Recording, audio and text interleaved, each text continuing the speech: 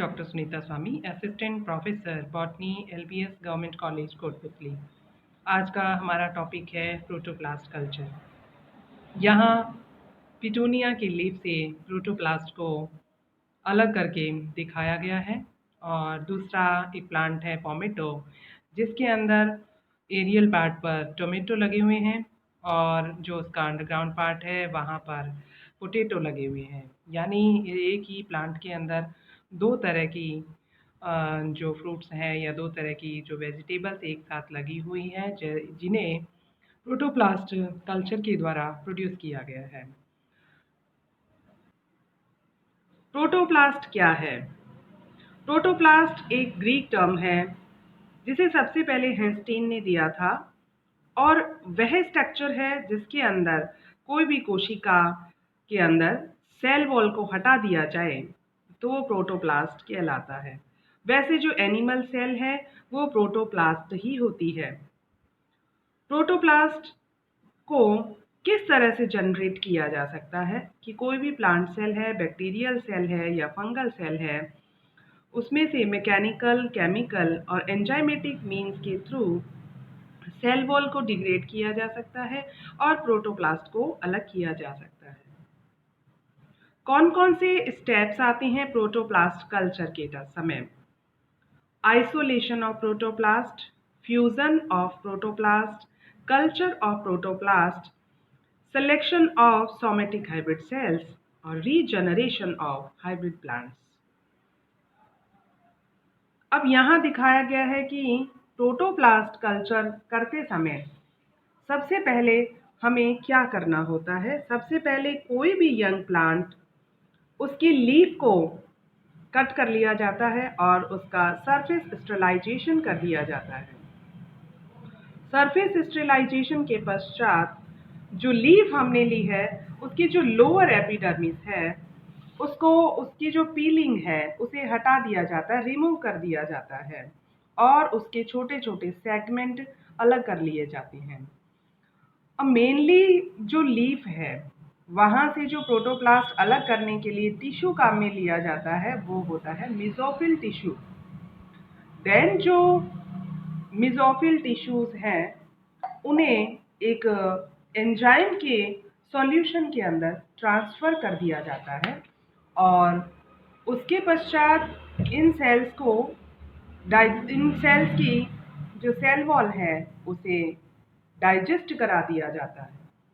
और वैसे जो मेसोफिल टिश्यू है या फिर जो लीफ हमने ली है उसके कम से कम 1 सेंटीमीटर स्क्वायर के जो पीसेस हैं हम ले लेते हैं। और जब हमने पीलिंग ऑफ कर दिया और किसी ऐसे एंजाइम के कांटेक्ट में रख दिया जिससे कि सेल वॉल जो है वो डिग्रेड हो जाती है, उसके पश्चात इन्हें सेंट्रीफ्यूगेशन टेक्निक के द्वारा इन्हें क्या कर लिया, होमोजेनाइज कर लिया जाता है प्रोटोप्लास्ट को।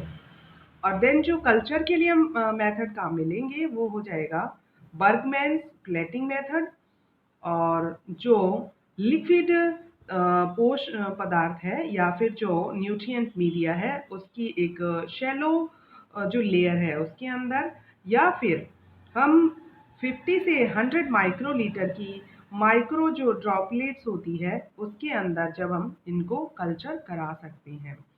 अब आता है कि जब हमने लीफ के अंदर से प्रोटोप्लास्ट को आइसोलेट किया है तो आइसोलेट करने के लिए हमने किया क्या है कि जब हमने आइसोलेट किया और आइसोलेट करने के लिए हम करते क्या है, किन किन एंजाइम्स को काम में लेते हैं, कितनी पीएच रखी जाती है और कितने टाइम के लिए जो प्रोटोप्लास्ट है उसको आइसोलेट करने के लिए एंजाइम का उपयोग लिया जाता है। तो जो प्रोटोप्लास्ट को आइसोलेट करते हैं तो हमें जो सेल वॉल है उसका डाइजेशन कराने के लिए तथा जो प्रोटोप्लास्ट है उनकी जो ऑस्मोटिक कंसंट्रेशन है उसे मेंटेन रखने के लिए कुछ जो है पदार्थों की हमें आवश्यकता पड़ती है। और देन आता है कि जो सेल मेम्ब्रेन है वो सेल मेम्ब्रेन भी स्टेबल रहे, कहीं से वो टूटे नहीं। तो इसके लिए हमें अलग अलग जो है पदार्थों की ज़रूरत पड़ती है। तो सबसे पहले हमें जिन एंजाइम्स की आवश्यकता होती है वो होते हैं पैक्टिनेज एंजाइम या फिर मेसरोजाइम्स। तो इनका कम से कम जो है हमें उपयोग लिया जाता है। जैसे जो पैक्टिनेज या मेसरोजाइम है उसे हम ले सकते हैं जैसे 0.5 से लेकर के 1% तक, और सेल्यूलेज जो है उसे हम ले सकते हैं 1 से 2% तक, और ये जो पीएच हमने रखी है वो होती है 5.4। देन उसके पश्चात हमें जो है जो प्रोटोप्लास्ट है वो प्रोटोप्लास्ट ऐसा ना हो कि फट जाए, तो और उसकी जो ऑस्मोटिक कंसंट्रेशन है वो मेंटेन रहे, उसके लिए हम सॉर्बिटोल या मैनिटोल को मिला देते हैं, और उनकी उसकी मात्रा होती है 13%, और जो पीएच मेंटेन करके रखी जाती है वो होती है 5.4।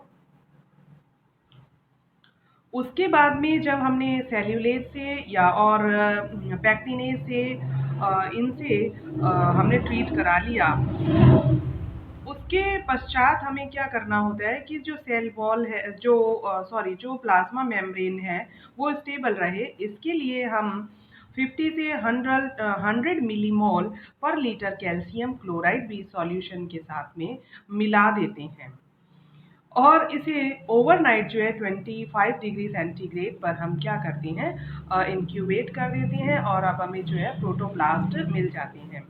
अब जो प्रोटोप्लास्ट हैं उन्हें हम 20% सुक्रोज सॉल्यूशन के अंदर ट्रांसफ़र कर देते हैं, जिससे ये पता चले कि जो हमने प्रोटोप्लास्ट प्राप्त किए हैं वो प्रोटोप्लास्ट वाइबल है या नहीं है। इसके पश्चात हमने प्रोटोप्लास्ट को सेंट्रीफ्यूगेशन के लिए रख दिया, और इससे प्रोटोप्लास्ट अलग हो जाता है, और जो सेल वॉल है वो अलग हो जाती है, या फिर जो हमने लीफ ली थी उसके अंदर अगर मिडरिप का कोई पार्ट है तो वो हट जाता है। अब इसके अंदर दिखाया गया है कि जैसे हमने प्लांट सेल को लिया, पैक्टिनेज कितने परसेंट लिया, सेल्यूलेज कितने परसेंट लिया, और सॉर्बिटॉल किस तरह से मिलाया, और किस तरह से जो सेल वॉल है वो डिसइंटीग्रेट हो गई और हमें केवल प्लाज्मा मेम्ब्रेन प्राप्त हुई, यानी प्रोटोप्लास्ट को हमने प्राप्त कर लिया। किस तरह से प्रोटोप्लास्ट को हमने अलग कर लिया है वो इसके अंदर जो है वो दिखाया गया है।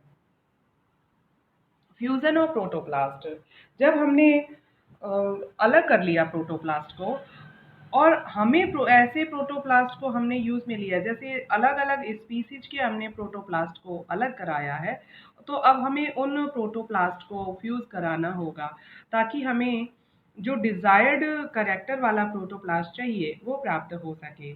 तो इसके लिए कुछ ऐसे पदार्थों की आवश्यकता होती है जो कि प्रोटोप्लास्ट को आपस में फ्यूज कर देते हैं, उन्हें फ्यूकोजन बोल दिया जाता है। और नॉर्मली जो फ्यूकोजन हम काम में लेते हैं वो होता है पीईजी या पॉलीइथाइलिन ग्लाइकोल। जो आइसोलेटेड प्रोटोप्लास्ट है उन्हें 25 से लेकर के 30% कंसंट्रेशन का पीईजी यानी पॉलीइथाइलिन ग्लाइकोल, और जिसके अंदर कैल्शियम आयन जो है वो भी एक सुटेबल कंसंट्रेशन के अंदर हो। तो जब इन दोनों के साथ में इसे हम रखते हैं, और टेम्परेचर जो होता है वो 37 डिग्री सेंटीग्रेड है, और इस दौरान पीएच जो है हाई होनी चाहिए 10.5 तक, और 30% तक जब हम दोनों प्रोटोप्लास्ट जो डिजायर्ड प्रोटोप्लास्ट है उनको इस सॉल्यूशन के अंदर हम रखते हैं, तो दोनों प्रोटोप्लास्ट जो है वो किस तरह से फ्यूज हो जाते हैं। और अब इसके अंदर ये बताया गया है कि जो हमने दो अलग अलग प्रोटोप्लास्ट लिए थे और पीईजी को काम में लिया 28 से 50% तक, और इस वजह से क्या है दोनों प्रोटोप्लास्ट पास पास आ जाते हैं और इनका जो है एग्रीगेशन हो जाता है। अब अगर पीईजी की मात्रा ज़्यादा है तो उसे डाइल्यूट कर लिया जाता है, यानी इन्हें पीईजी को जो है वॉश कर लिया जाता है, और वॉश करते समय जो काम में लेते हैं जो मटेरियल उसके साथ में भी हम कैल्शियम +2 जो है वो ज़्यादा मिला देते हैं, जिसकी वजह से जो दोनों प्रोटोप्लास्ट हैं उनके फ्यूज़न का रेट बढ़ जाता है। और पीईजी का जैसे ही डाइल्यूशन हो जाता है तो दोनों जो प्रोटोप्लास्ट हैं उनकी जो सेल मेम्ब्रेन है उनके अंदर छोटे छोटे जो है पोरस स्ट्रक्चर सी बन जाती है, और ये दोनों प्रोटोप्लास्ट जो है फ्यूज होने लग जाते हैं। अब जो दोनों प्रोटोप्लास्ट है वो जब इन दोनों की जो क्लोज प्लाज्मा मेम्ब्रेन है वो एक हो जाती है, तो जो स्ट्रक्चर बन जाती है उसे हेटेरोकैरियोन नाम दे दिया जाता है। अगर इन दोनों के न्यूक्लियस का भी आपस में फ्यूजन हो जाए तो ये जो सेल बनी वो है हाइब्रिड सेल। हाइब्रिड इसलिए है क्योंकि दोनों तरह की प्रोटोप्लास्ट का जो न्यूक्लियस है उसका एक जो है कंबाइंड स्ट्रक्चर बन गई, तो ये कैसी सेल होगी? Hybrid cell.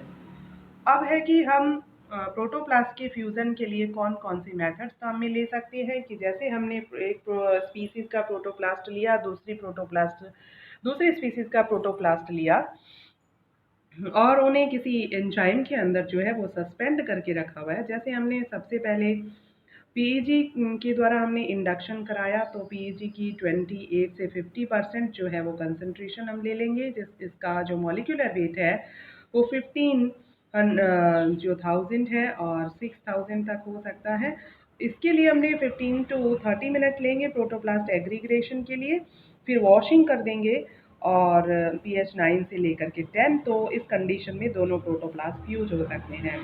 दूसरा जो मेथड है इसके अंदर हम क्या करते हैं कि इलेक्ट्रोफ्यूजन टेक्निक को काम में लेते हैं, और इलेक्ट्रोफ्यूजन टेक्निक के लिए सबसे पहले हम लो वोल्टेज को काम में लेते हैं।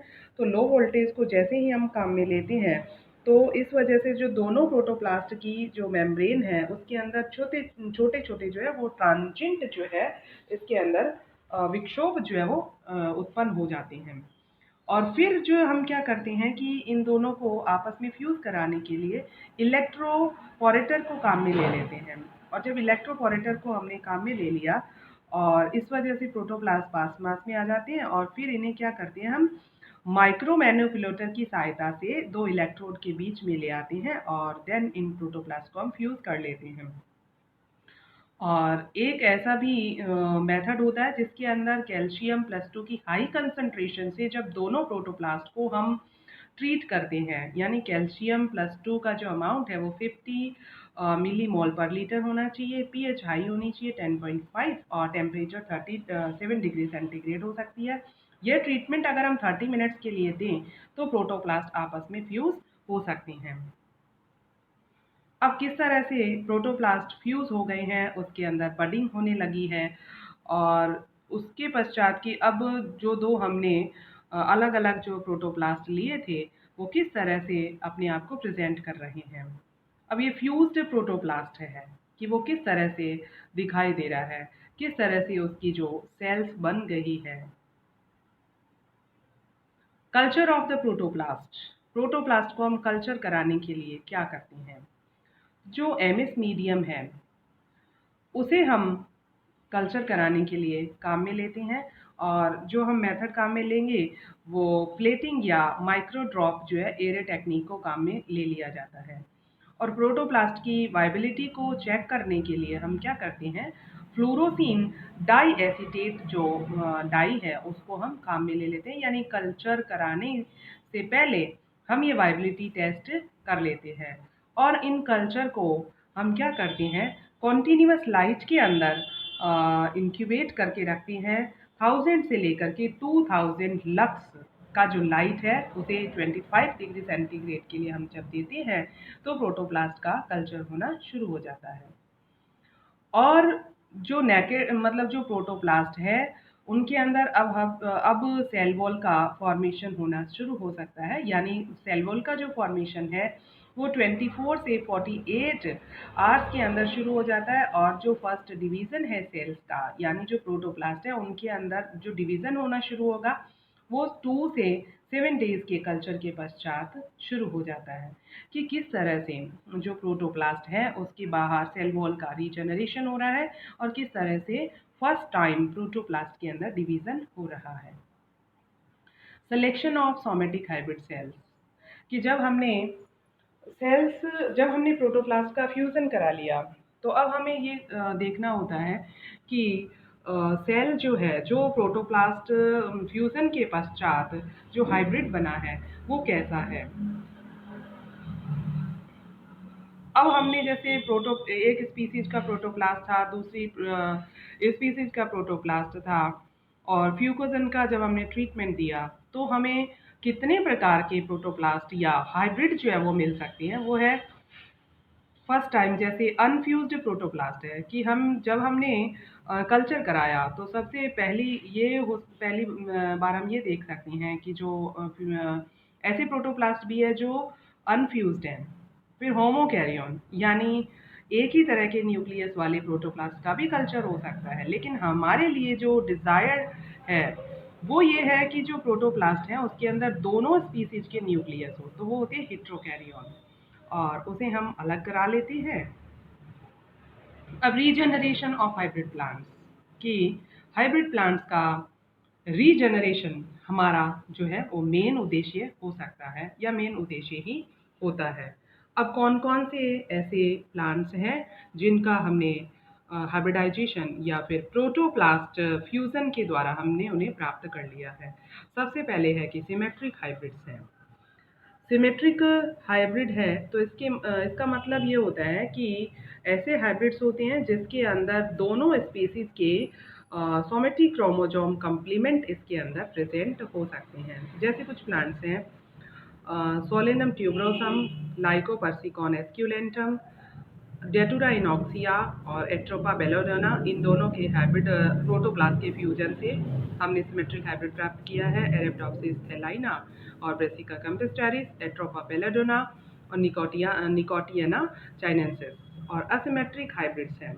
असिमेट्रिक हाइब्रिड का मीनिंग ये हुआ कि इस तरह के हाइब्रिड के अंदर एक स्पीसीज का जो कंप्लीट सोमेटिक क्रोमोसोम है वो कॉम्प्लीमेंट और दूसरी जो स्पीसीज है उसके केवल कुछ क्रोमोसोम ही इसके अंदर प्रेजेंट हो सकते हैं।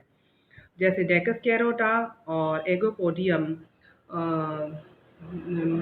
पोडोगेरेरिया, डेकस कैरोटा और पेट्रोसिलेनियम हॉर्टेंस, डेटुराइनॉक्सिया और फाइजेलिस मिनिमा और आइजस सटाइवा और डेकस कैरोटा, इनके हमने हाइब्रिड प्राप्त कर लिए हैं। Thank you.